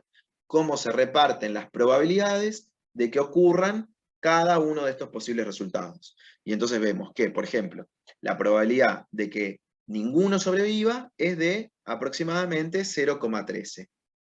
Ahora bien, de que sobreviva una o dos de estas personas, fíjense que la probabilidad es 3 veces más, es de 0,3 aproximadamente, 0,35. Ahora bien, esta probabilidad cae para valores de la variable de 3 y cae muchísimo más para valores de la variable 4. Fíjense que todos los pacientes sobrevivan justamente a este tratamiento médico es muy baja, ¿sí? Pero que ninguno sobreviva a este tratamiento es un poco más alta. Podríamos decir, si se quiere, en términos más reales, más sencillos, es que es un tratamiento que no es tan efectivo, o que no es 100% efectivo, porque no van a sobrevivir todas las personas que estén cursando esta enfermedad y tratados justamente con este método, pero que, bueno, al menos produce cierta sobrevida o garantiza cierta sobrevida en alguno de esos pacientes, ¿sí? Ahora bien, volviendo un poco a la estadística, vamos a ver que entonces tenemos nuestros valores para la variable aleatoria, número de sobrevivientes, presentábamos con X, recuerden, y la distribución de probabilidad, es decir, la probabilidad de que la variable, número de sobrevivientes, sea igual a un valor X. 0,13, 0,34, 0,15 es lo que está expresado aquí en forma de cálculo matemático. Esto mismo que tenemos en la tabla lo podemos ver en este gráfico, en esta figura A, donde vemos un diagrama, es lo mismo que un diagrama de barras, es un diagrama de líneas y puntos, en donde el extremo de cada una de estas líneas nos está indicando el valor de la probabilidad. Entonces fíjense que, por ejemplo, para dos pacientes que sobrevivieron al tratamiento, una probabilidad de 0,35. Lo mismo que un paciente sobreviva y muchos menores en los otros casos. Ahora bien, podemos realizar, ¿sí? Elaborar, confeccionar un gráfico de tipo de frecuencias acumuladas. En donde, perdón, más que frecuencias serían de probabilidades acumuladas. En donde justamente lo que hacemos es representar los valores acumulados de las probabilidades que graficamos en este caso, o que escribimos en este caso. Y recuerden, es siempre el valor de una probabilidad, ¿sí? Sumándole el que sigue. Entonces, a este primer valor, para el valor de la variable 0, le sumamos el siguiente, 0,34. Y esto me da este valor de 0,4. 0,8, 0,9, justamente sumándole a este valor calculado el que sigue. Y a este valor calculado el que sigue, así hasta llegar a 1. ¿Por qué? Porque la suma de las probabilidades es igual a 1. Fíjense que la función de distribución de la variable, entonces, está incorporada en esta tabla o representada gráficamente en esta figura, ¿sí? Es lo mismo que lo que estamos viendo acá. Para el caso de valores de la variable hasta 0, tiene una función de distribución de aproximadamente 0,13. Cuando pensamos en un valor de la variable, es decir, que un paciente sobreviva al tratamiento que se le fue administrado, tenemos una probabilidad de 0,4, ¿sí? Que es esta acá, fíjense, 0,47, es un poco más. Y fíjense que cuando pensamos o queremos estimar cuál es la probabilidad de que dos pacientes sobrevivan, bueno, deberíamos pensar en que dos pacientes, perdón, o menos, es del 80%. ¿Sí? Ahora bien, que sobrevivan tres pacientes o menos, es del 90, es más del 90, y obviamente que sobrevivan los 4 sería el 100%, o 1. Entonces, fíjense que nosotros podríamos, por ejemplo, calcular la función de distribución en 1 es igual a la probabilidad de que sobrevivan un paciente o menos. O sea que la probabilidad de que nuestra variable x sea menor o igual a 1. Es decir, sumo las probabilidades de la probabilidad de que sobreviva un paciente, 0,13, y la probabilidad de que sobreviva un paciente, 0,34. Entonces es una probabilidad del 47%. ¿Sí? Ahora bien, veamos variables continuas. ¿Qué sucede en un sentido similar al que estábamos viendo recién, pero cuando estamos hablando de variables continuas? Fíjense que las variables continuas, a diferencia de las discretas, yo podría, por ejemplo, representar, ahora no en un diagrama de barras, sino en un histograma. Recuerden que los histogramas nos permitían justamente graficar variables continuas, y además fíjense que en el eje horizontal tenemos representados estos bloques, estos rectángulos que corresponden a intervalos para nuestra variable. La variable altura en centímetros puede incluir valores, por ejemplo, como 150 centímetros, 155 centímetros, 160 centímetros, pero también todos los valores, o los infinitos posibles valores entre uno y otro. Puede incluir, por ejemplo, 155,2, 155,8, 161,9, etc. ¿Sí? Entonces, nuestro deseo, por ejemplo, podría ser, si estamos trabajando con una población, conocer la estatura, perdón, la altura de la población, o de las personas que forman parte de esta población, pero es una población de 2 millones de personas. Entonces, quizás no trabajemos con toda la población, sino con una muestra de 100 personas. A 100 personas, elegidas al azar, dice aquí en el enunciado, es decir, tomó una muestra aleatoria, se registró su altura, y de luego se confecciona entonces este gráfico.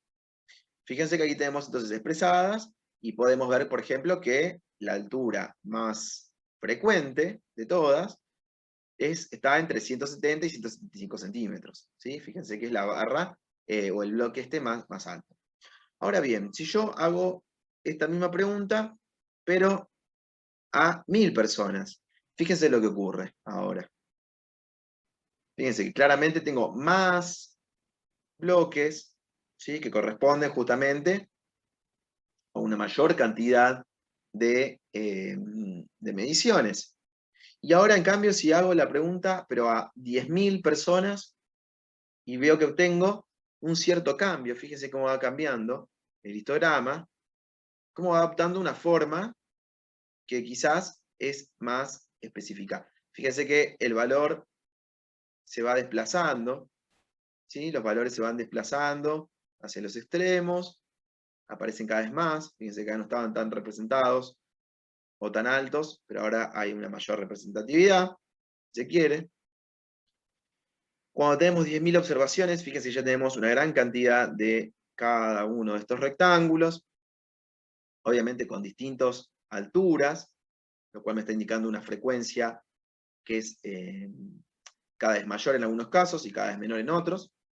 Y fíjense, por ejemplo, en el caso, si graficáramos a 100.000 observaciones, es decir, medimos la altura de 100.000 personas y las graficamos.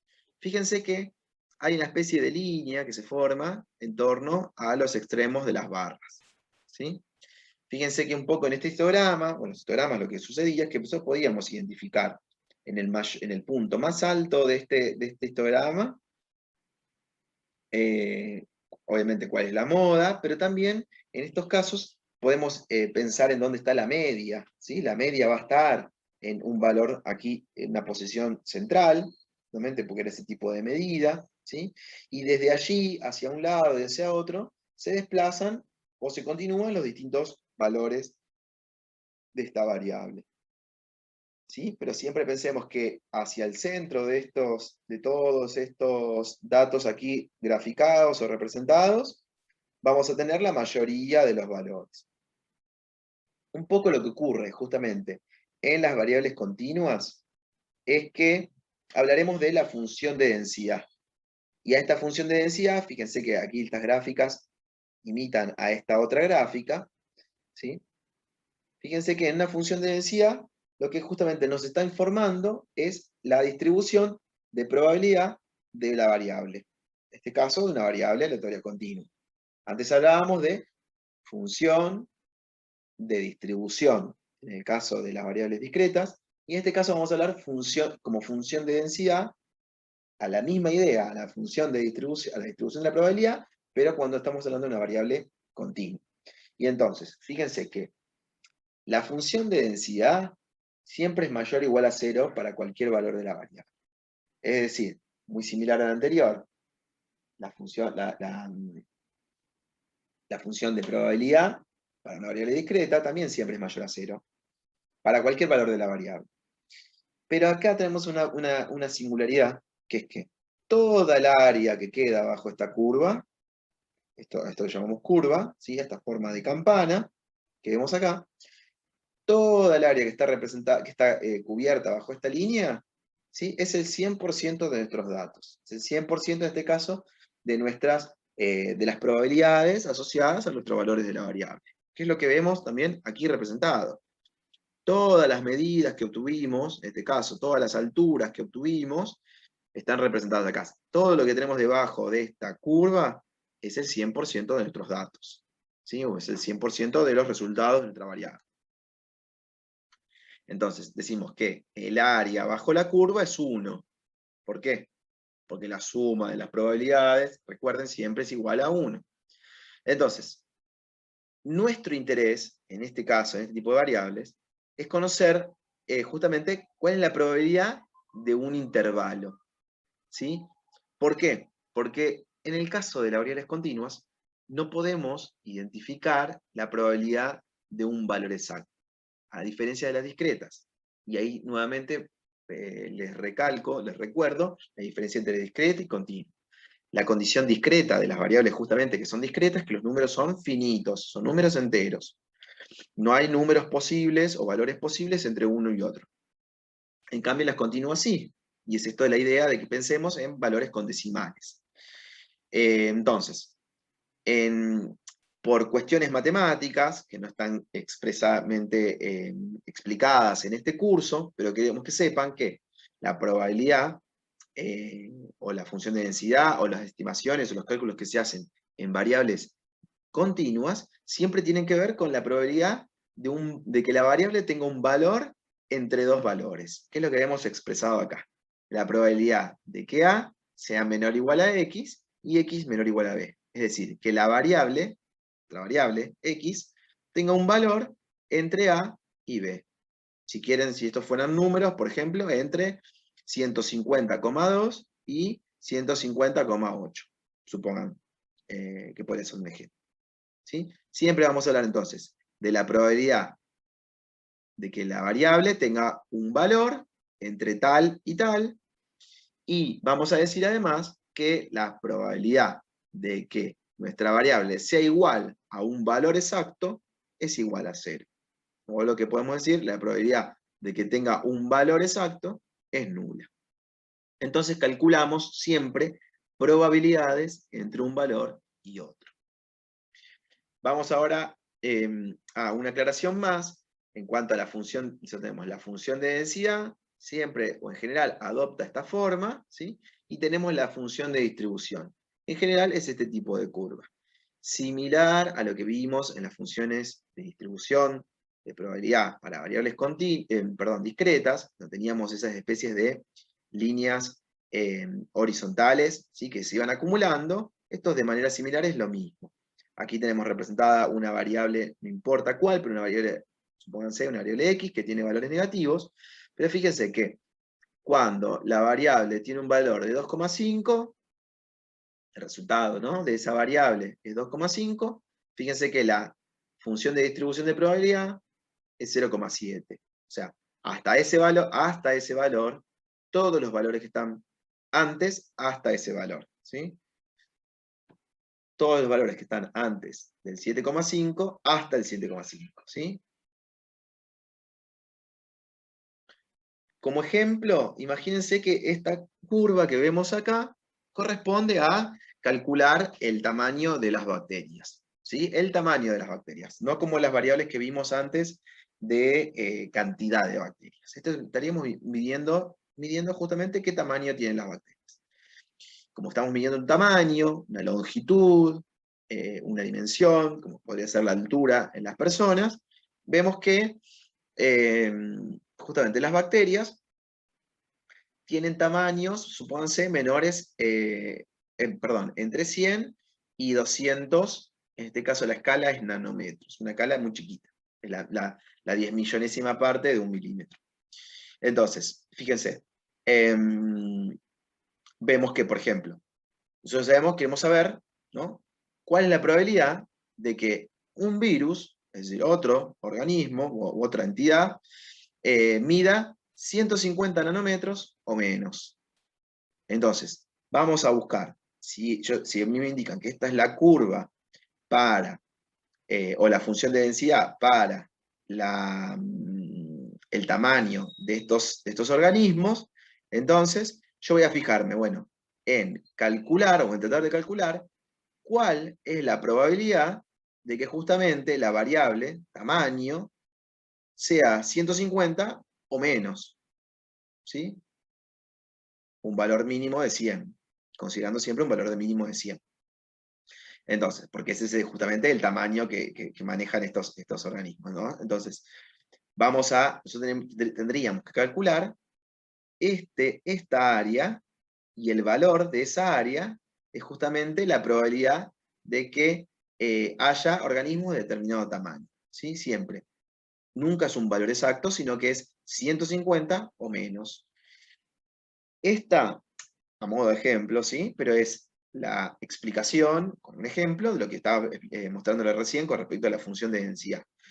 Y con respecto a la función de distribución de probabilidad, es similar. Fíjense que, obviamente, la forma de la curva cambia, como les había mostrado en estos casos, pero en la función de distribución, fíjense que los valores de la variable hasta 150 tienen una función de distribución de probabilidad de 0,6. Entonces, ¿cuál es la probabilidad de que alguno de los virus o bacterias con las que esté trabajando midan 150 nanómetros o menos? Y bueno, la probabilidad es de 0,6 o de un 60%. ¿Sí? Es decir, tengo un 60% de probabilidad, quizás, de que mi muestra con la que esté trabajando o lo que yo esté buscando, ¿sí? Encuentre estos organismos o estas entidades con un tamaño de 150 o menor. Y entonces eso puede llevarme a mí a tomar una decisión que es, por ejemplo, bueno, utilizar determinado microscopio, porque es el microscopio que me permite ver con mayor precisión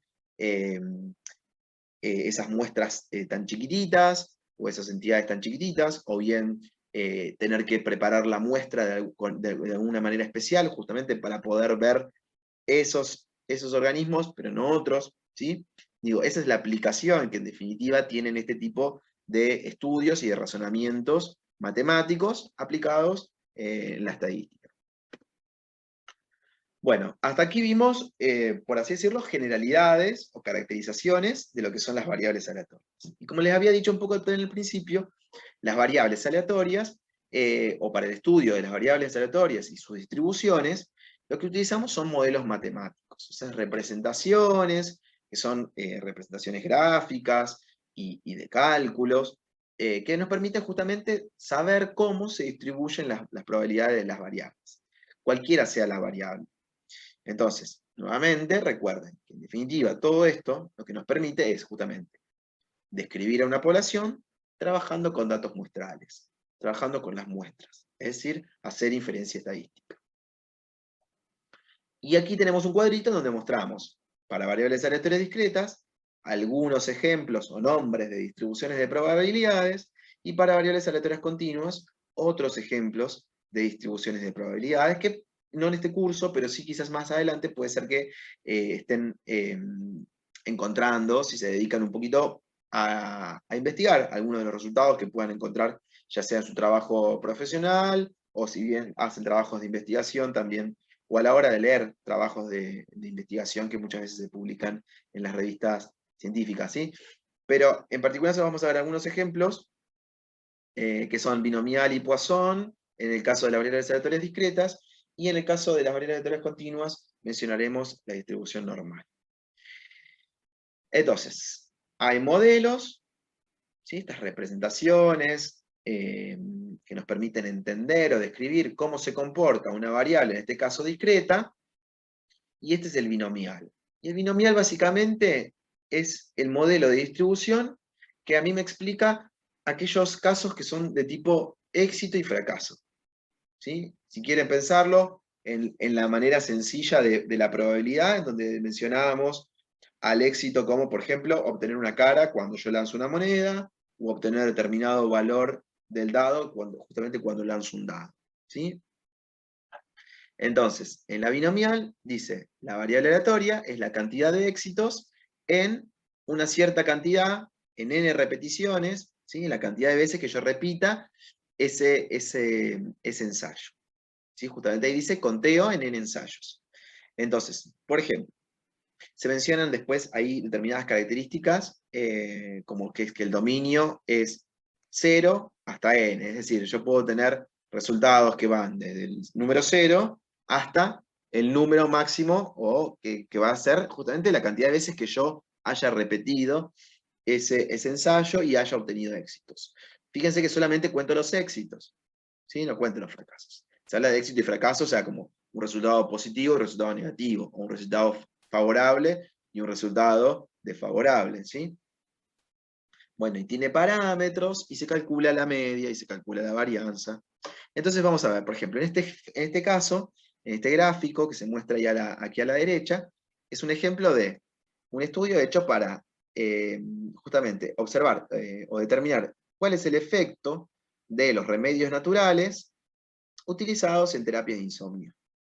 Entonces dice, se diseñó un método de autotesteo del efecto positivo sobre el sueño, y se utilizó un modelo justamente estadístico de distribución, que lo conocemos como binomial, para validar ese método. En definitiva, se le pidió a las personas, a determinada cantidad de personas, ¿sí? Que a lo largo de 20 noches, fíjense, es lo que yo veo acá en el gráfico, en un máximo de 20 noches, registren, ¿sí? Si el consumo, la ingesta de un determinado remedio natural afectaba positivamente el sueño. Es decir, si esas personas podían dormir justamente o no tenían insomnio con un máximo de 20 noches. Es decir, luego de cada noche o al día siguiente de haber ingerido el remedio, decían, bueno, a ver, anoche dormí completamente. ¿Sí? No tuve insomnio, dormí toda la noche. Y esto lo registran, por ejemplo. Entonces vamos a tener los posibles resultados son, bueno, ¿cuántas personas, es básicamente lo que yo voy a registrar, cuántas personas durmieron bien, durmieron sin insomnio una noche? ¿Y cuántas personas lo hicieron 2 noches? ¿Y cuántas personas lo hicieron 8 noches? ¿Cuántas 10? ¿Cuántas 14? Y así, ¿cuántas 20? Fíjense que tenemos esta proporción que está indicada aquí, es lo mismo que pensemos en la probabilidad, ¿sí? Y fíjense que la probabilidad es 0 cuando se pensó, bueno, o se registró las 20 noches sin insomnio. Fíjense que, entonces, lo que yo aquí podría estar pensando o identificando es que ninguna de las personas que formaron parte de este estudio pudieron dormir 20 noches seguidas consumiendo estos remedios naturales. ¿Sí? Ahora sí, entre 18 y 19 noches, sí hubo alguna proporción de estas personas que sí lograron dormir 18 o 19 noches seguidas utilizando estos remedios naturales. ¿Sí? Pero fíjense que las proporciones más altas, y en definitiva las probabilidades, son más altas cuando estamos hablando de 9 o 10 noches. Pero a partir de allí comienzan a descender. ¿Sí? Entonces, como posible conclusión, quizás, no lo sé porque no tengo, no tengo la conclusión aquí expresa de este trabajo, pero puede ser que un resultado o una conclusión de este trabajo haya sido de que los remedios naturales son eficientes para combatir el insomnio hasta 9 o hasta 10 noches seguidas, ¿sí? Pero luego de 10 noches, estos remedios naturales se vuelven poco efectivos, ¿sí? Esa podría ser una conclusión final, justamente del estudio, hecho a partir de una muestra, aplicando la estadística inferencial, y finalmente tratando de pensar de, bueno, ¿son eficientes los remedios naturales para combatir el insomnio? ¿Sí? Vamos a ver otro ejemplo de distribución para variables aleatorias discretas. En este caso, es otro modelo de distribución, el que conocemos como Poisson. Se escribe Poisson, pero se dice Poisson. Y en este caso, la variable, esta variable discreta, yo la debo pensar como una variable en donde es la cantidad de eventos que ocurren ya sea en un tiempo o en un espacio.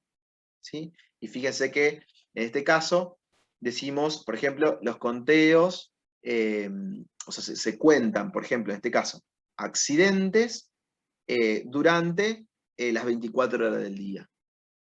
O podría ser, por ejemplo, eso es una unidad de tiempo. Podría ser también en volumen, ¿sí? Porque es tiempo o espacio, ¿sí?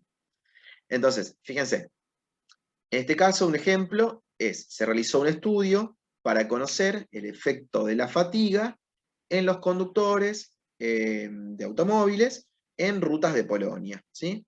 Y de esta manera entonces promover, ¿sí?, medidas de seguridad efectivas justamente para la red de rutas de este país, ¿sí? Fíjense que aquí ya nos plantean cuál es lo que se hace en el trabajo, cuál es la variable en este trabajo, y a su vez cuál es la potencial aplicación de los resultados que se obtengan en este que se obtengan o que se obtuvieron en este trabajo científico, ¿sí? O sea, se mide una variable, se registran los datos, se analiza esos datos que corresponden a una muestra, y después, aplicándolos en términos de la población, cómo puede justamente mejorar, por ejemplo, en este caso, la calidad de vida de las personas. Y entonces, fíjense que en este gráfico yo lo que veo es un gráfico de barras agrupadas, fíjense, para, bueno, por ejemplo, registraron, vamos a ver, por ejemplo, aquí, a las 6 de la mañana, ¿sí?, se registran, por ejemplo, eh, fíjense que cada una de estas barras, para cada hora, son 3 barras, perdón, y cada una de estas barras indican accidente, un accidente, que podría ser un accidente leve, ¿sí?, es decir, apenas los golpes en el automóvil. Después tenemos que es la barra clarita. La barra gris indicaría ya daños más graves en el cuerpo, ¿sí? Imagínense, bueno, que requieran justamente de atención médica en cirugías o en atención quirúrgica o terapia intensiva. Y las barras oscuras, bien oscuras, son justamente que el resultado es la muerte. Fíjense, entonces se registraron como 3 categorías distintas. Y entonces aquí vemos, por ejemplo, a las 6 de la mañana, vemos que la mayor proporción, ¿sí?, más del 60%, son los daños graves o las lesiones graves en el cuerpo. Pero fíjense que a diferencia, si bien hay un 60% de probabilidad de que ocurran este tipo de accidentes graves, pero fíjense que la probabilidad o la proporción de muertes es del 10%. ¿Sí? Y a su vez, fíjense que la proporción de personas de accidentes leves, ¿sí?, o de daños leves es alrededor del 40%. ¿Sí? Si bien yo puedo analizar esto a esta hora determinada, puedo ver que además estos valores, en cualquiera de los 3 casos, de las 3 categorías, son más altos que el resto de las horas. Y fíjense que, por ejemplo, a las 4 de la tarde, a las 16 horas, no hay tanta diferencia como en este caso entre los daños leves y los daños graves, ¿sí?, incluso con las muertes. Esta es una forma de analizar este gráfico. Pero en definitiva, lo que tiene que quedarles claro es que, ¿cómo es la variable? Es un registro de un evento, la cantidad de eventos que ocurren en un tiempo determinado, o en un espacio determinado, ¿sí? Podrían ser los registros de lluvias en una determinada región. Entonces, tengo los registros de lluvias durante un tiempo, ¿sí?, durante un año, en una determinada región del mundo, ¿sí? Eso también podría ser otro tipo de variable.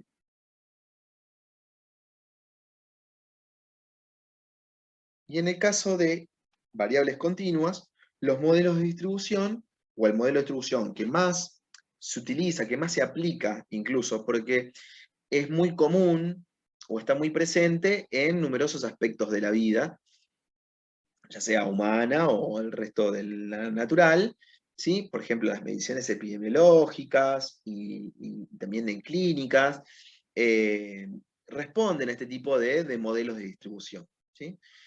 por ejemplo, la presión arterial, por ejemplo, el colesterol en sangre, también los índices de masa corporal, las alturas, etc. ¿Sí? Fíjense que esta se dice que es una distribución simétrica y unimodal. ¿Por qué simétrica y unimodal? Fíjense que hay un valor, o hacia un valor central, es donde registro yo las mayores frecuencias, la mayor frecuencia de ocurrencia. ¿Sí? Entonces es unimodal, hay un valor más frecuente que otros.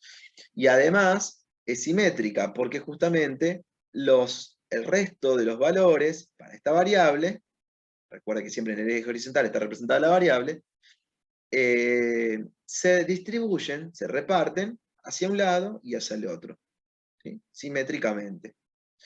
Es decir, que hasta aquí, hasta este valor central, yo tengo un 50% de los datos hacia un lado y un 50% de los datos hacia el otro. O en este caso, de las probabilidades hacia un lado y las probabilidades hacia el otro.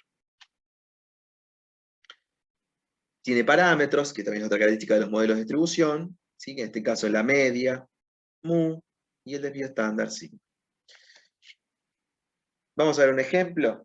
Decimos que, como decía recién, bueno, es una variable continua, es para variable continua este modelo de distribución, y por ejemplo el colesterol, HDL, en hombres adultos, está representado en esa figura. O sea, la concentración de colesterol, del colesterol en sangre, ¿sí? Tiene este tipo de representación gráfica, ¿sí? De función de densidad.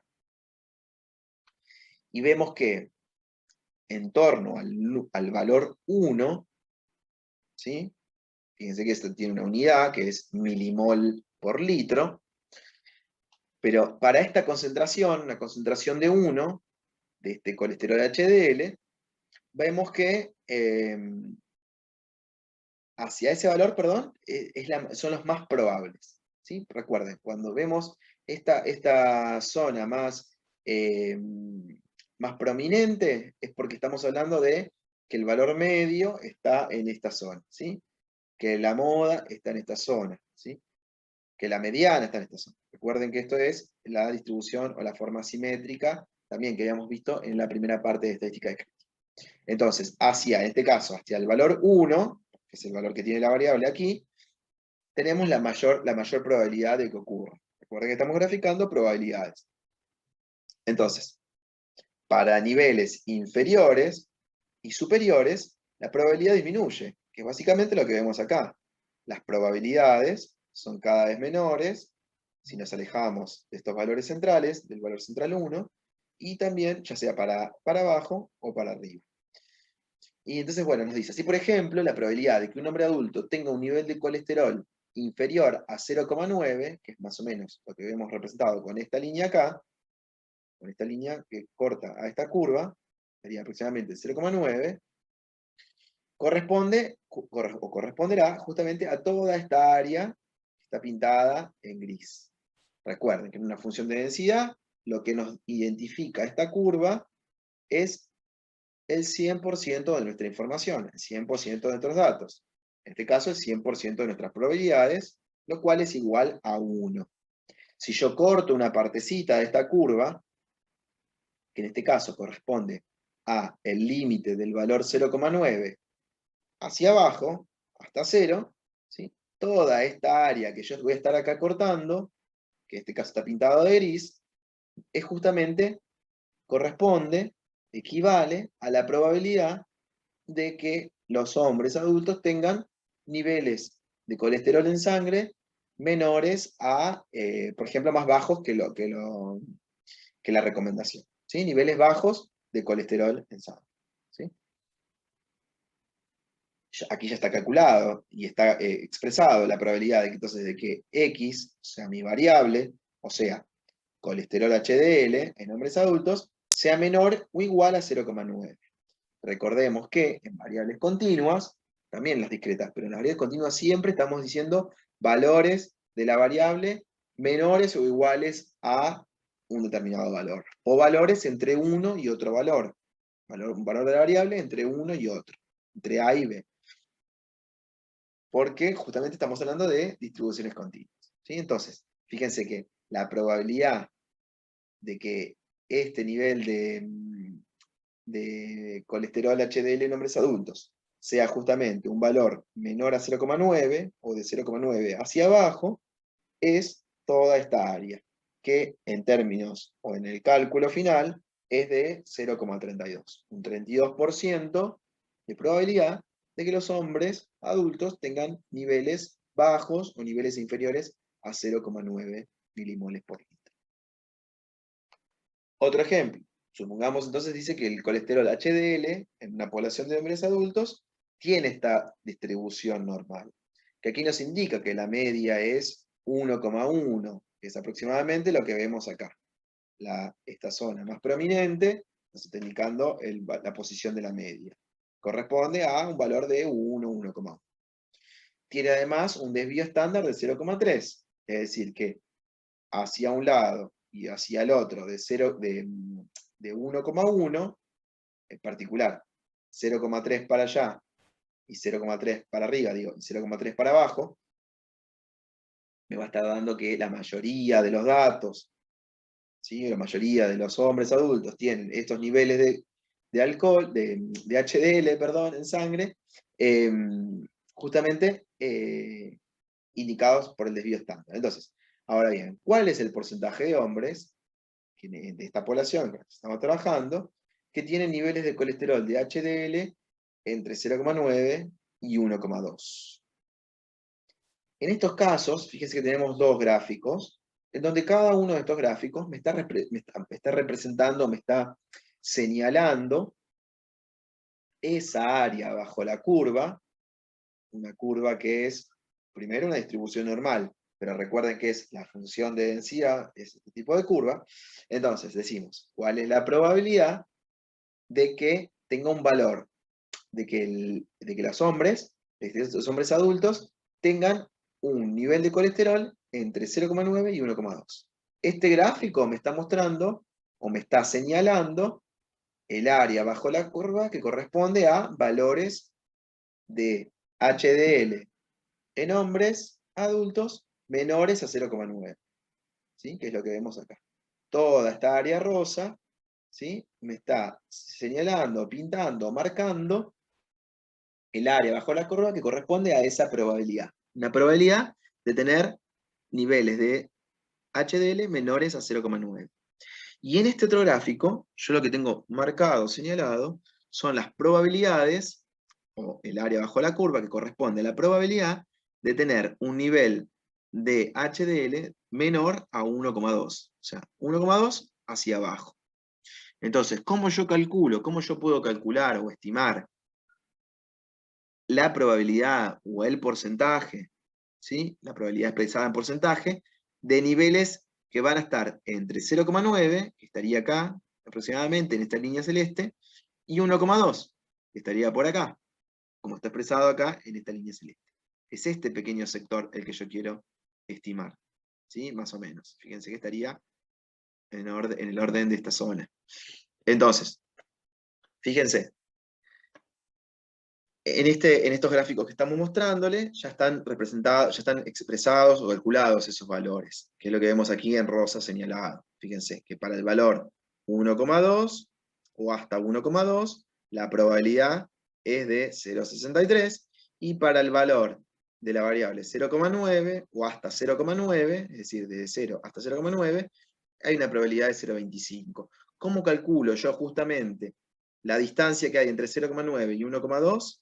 La distancia que hay entre 1,2 y 0,9, que estaría por acá, esa distancia que correspondería justamente a la probabilidad que yo estoy queriendo averiguar, es la diferencia entre 0,63 y 0,25, que es lo que tenemos aquí abajo. La probabilidad de que nuestra variable HDL en hombres adultos tenga o esté entre 0,9 y 1,2. ¿Sí? Voy a hacer la diferencia de las probabilidades para cada caso. Y esto es de 0,38. Es decir, que hay un 38% de probabilidad de que los hombres adultos de la población con la que yo esté trabajando, en la que yo vivo, por ejemplo, y donde yo hago los estudios de estos análisis de sangre, ¿sí? Hay un 38% de probabilidad de que las personas tengan niveles entre 0,9 y 1,2. ¿Sí? nuevamente, no se va a estar tomándole muestras a toda la población, sino que esto es una conclusión, o esto es un resultado que yo obtengo a partir de la muestra con la que estuve trabajando, ¿sí? Y entonces puedo estimar justamente qué sucederá en la población. ¿Por qué? Porque yo tomé una muestra que es representativa de ese total, ¿sí? Para finalizar, entonces, tenemos las variables aleatorias discretas y las variables aleatorias continuas. Las discretas, recordemos, siempre es ese valor numérico, ¿sí? Pero que es finito, ¿sí? Que es un valor entero, que entre un valor y otro valor no hay valores intermedios, ¿sí? Esas son las variables aleatorias discretas. Las variables aleatorias continuas son aquellas a las que se le asigna entonces un número infinito de valores posibles, en un intervalo, ¿sí? Por ejemplo, lo que veíamos recién, valores entre 0 y 1, supónganse, no me sale la palabra, de HDL de sangre, supónganse, o entre 0 y 1,5, supónganse, y tenemos todos los valores intermedios posibles en ese intervalo, ¿sí? En el caso de las variables aleatorias discretas, lo que nos dice es que, o lo que debemos recordar es que se describen indicando los valores que puede tomar la variable y las probabilidades para cada uno de esos valores. La función de probabilidad. Recuerden el diagrama, si quieren, de los trillizos, o de las caras y cruces, ¿sí? En cambio, las variables aleatorias continuas, nosotros hablaremos de que se describe mediante una función continua que representa cómo se distribuye la probabilidad. Y es lo de la función de densidad, ¿sí? Es esta curva donde toda el área que está bajo esa curva representa a todas las probabilidades, ¿sí? Para los valores de la variable. Y recordemos siempre que para una variable aleatoria discreta, la función de probabilidad tiene en cuenta una probabilidad para cada valor de la variable mayor o igual a 0, y que la suma de todas las probabilidades es igual a 1. Y en cambio, en las variables aleatorias continuas, la función de densidad, que la expresamos como f de x, es mayor o igual a 0, y las probabilidades para un valor de la variable, siempre vamos a estar definiéndola como la probabilidad entre un valor y otro valor, ¿sí? O sea, la variable va a estar, o el valor de la variable va a estar por encima de A y por debajo de B. Y es, entonces, A es menor o igual que X, X menor o igual que B. De manera gráfica, esto mismo que estamos diciendo, vemos que en el caso de este primer gráfico que tenemos acá, por ejemplo, estos serían los resultados posibles para el lanzamiento del dado, vemos que cada uno de los resultados tiene una probabilidad de, que es, en particular en este caso, un sexto. Un sexto para 1, un sexto para 3, un sexto para 6. ¿Sí? Si representamos esto mismo, pero en frecuencias acumuladas, si nosotros queremos saber, por ejemplo, cuál es la probabilidad, ¿no? de lanzar un dado y obtener un valor 3, que es esta, es un sexto. Es la misma que si yo lanzo un dado y quiero saber cuál es la probabilidad de obtener un 6 o de obtener un 1. ¿Sí? Siempre va a ser un sexto. Yo quiero saber, por ejemplo, entonces, la probabilidad de que sea 4 o menos. O sea, cuál es la probabilidad de que al lanzar un dado, ¿sí? yo obtenga un 4, un 3, un 2 o un 1. Y bueno, ¿cómo calculo esto? Pensando o